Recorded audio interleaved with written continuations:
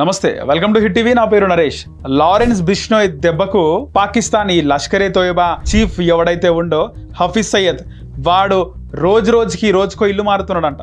ఒక రోజు ఒక ఇంట్లో ఉంటే మరో రోజు ఇంకో ఇంట్లో ఉంటున్నాడు. పాకిస్తాన్ అడిగితే పాకిస్తాన్ వాళ్ళు వీడు మాకు తెలియదు, వీడు ఎక్కడుండో మాకు అసలు పత్తనే లేదు అని పాకిస్తాన్ ప్రభుత్వం అంటుంటే వీడు మాత్రం దాక్కొని తిరుగుతున్నాడంట. మొన్నటి వరకు పాకిస్తాన్లో బహిరంగ సభలు పెట్టి ప్రజలందరూ మొబైలైజ్ చేసి పాకిస్తాన్ వాళ్ళకి రెచ్చగొట్టే ప్రయత్నం చేసిండు. మనం మోదీ ఊపిరి ఆపేద్దాం, వాళ్ళు సింధు వాటర్ని ఆపినారు కదా, మనం మోదీ ఊపిరిని ఆపుదాం అని చెప్పేసి వీడు రెచ్చగొట్టే స్పీచ్లు ఇచ్చి పాకిస్తాన్ వాళ్ళ బ్లడ్ బాయిల్ చేసే విధంగా స్పీచ్లు ఇచ్చిండు.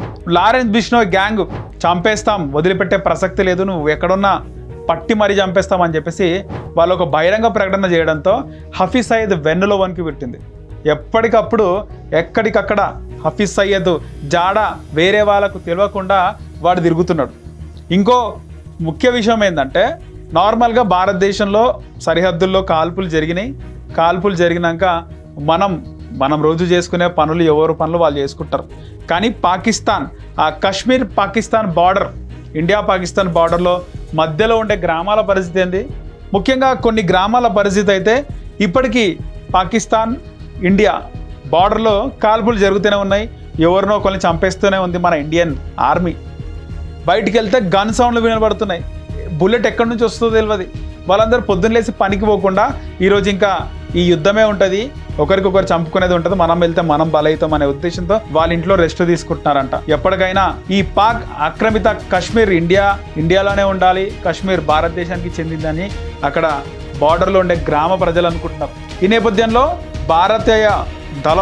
భారతీయ ఆర్మీ కూడా, ఇండియన్ ఆర్మీ కూడా దేశవ్యాప్తంగా మాక్ డ్రిల్స్ని ఏర్పాటు చేస్తుంది. హైదరాబాద్, సికింద్రాబాద్, మౌలాలి ఇలా చాలా రాష్ట్రాల్లో చాలా ప్రాంతాల్లో మాక్ డ్రిల్స్ నిర్వహిస్తుంది. 1971 ఇండియా పాకిస్తాన్ యుద్ధం తర్వాత మళ్ళీ ఎక్కడ కూడా ఈ మాక్ డ్రిల్స్ అనేది నిర్వహించలేదు, కానీ నిర్వహించాల్సిన పరిస్థితి వచ్చింది. సో ఇండియా పాకిస్తాన్ కి సంబంధించి ఎప్పుడు ఏం జరుగుతుందనే ఉత్కంఠలో ఇప్పుడు ఈ హఫీజ్ సయ్యద్ వన్నులో భయం పుట్టింది, వన్నులో వణుకు పుట్టింది. బిష్నోయ్ గ్యాంగ్ పట్టుకొని చంపుతాడో అనే ఒక భయం అయితే ఉంది. ఎందుకంటే లారెన్స్ బిష్నోయ్ చాలా మంది, కొన్ని వేల మంది ఆయన టీంలో ఉన్నారు.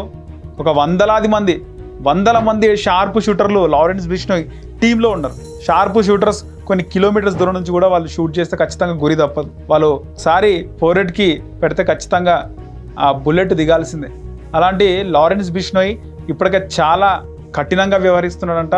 ఛాన్స్ దొరికితే ఏరేద్దామని చెప్పేసి ఈ విషయంలో ముఖ్యంగా సల్మాన్ ఖాన్ కూడా వదిలిపెట్టలేదు లారెన్స్ బిష్నోయ్. తమ కులమా లేకపోతే తాము పుట్టినటువంటి కులం కృష్ణ జింకను దేవుడిలాగా భావిస్తారు. ఆ జింకను చంపినందుకే సల్మాన్ ఖాన్కి ఇప్పటికీ నిద్ర పట్టకుండా చేస్తున్నారు. సల్మాన్ ఖాన్ ఇంటి దగ్గర రీసెంట్గా గాల్లో కాల్పులు జరపడం, ఎప్పటికప్పుడు సల్మాన్ ఖాన్ కూడా సెక్యూరిటీతో తిరుగుతున్నాడు. తర్వాత కర్ణాటకకు చెందినటువంటి ఒక మంత్రిని కూడా చంపడం జరిగింది. ఇక సల్మాన్ ఖాన్కి ఆ సదరు మంత్రి బాగా సపోర్ట్ చేస్తుండు, కేసుల నుంచి బయట పడేస్తున్న ఉద్దేశంతో ఆ మంత్రిని చంపేస్తున్నారు. సల్మాన్ ఖాన్ కూడా థ్రెట్ ఉంది.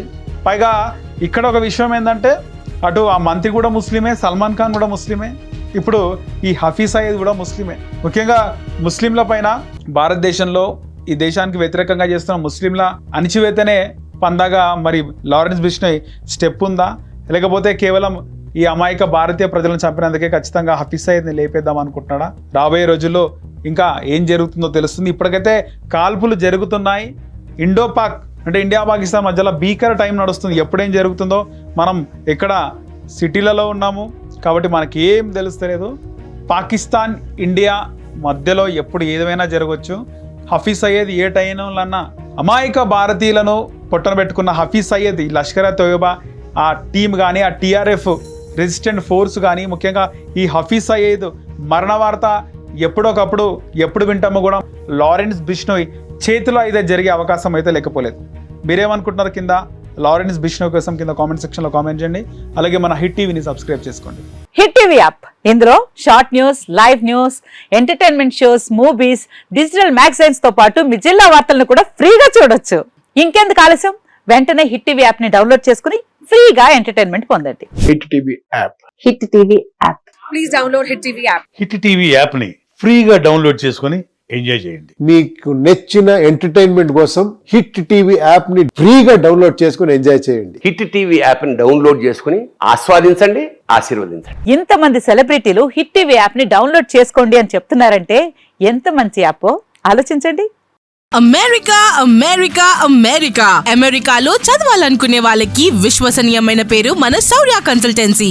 UK లో 1 year masters. UK లో 1 year masters. 2 years work permit up to 5 years visa. Contact Saurya Consultancy. Contact 89851 89851.